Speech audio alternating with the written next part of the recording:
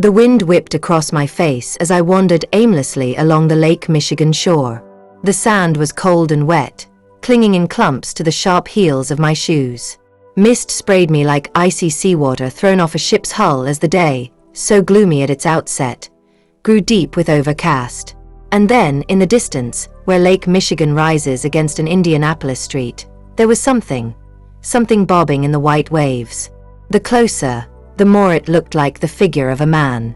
So I hurried, my hand on my heart, over slick planks of the pier, heaving in the toe of my shoes. My blood throbbed.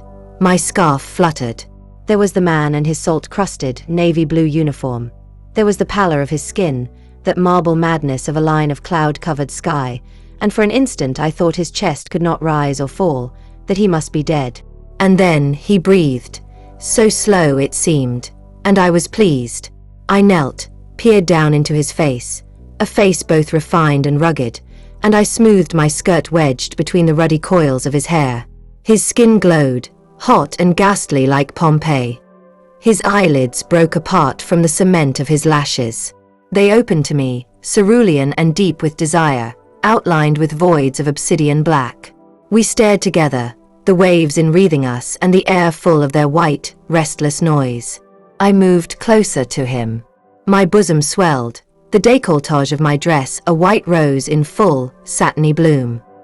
His eyes slid with that curdled sense of a man's bemusement down to my chest, to the very abutment where my neckline ended and my false and imperfect stratum of cleavage began. He gasped. He snarled his lips, exposed his quaking teeth, and I grinned. So then, it was easy, too easy. I dragged him to the boat, him hollering and choking, tossing and kicking. I cut the lines as I throttled down the engine, and I drove us off into the great Tellurian ocean, where all the while the gales spun, and the brassy water stung hotly in the wind. I took pains to restore him to his health, and I took even greater pains to bind him in my spell.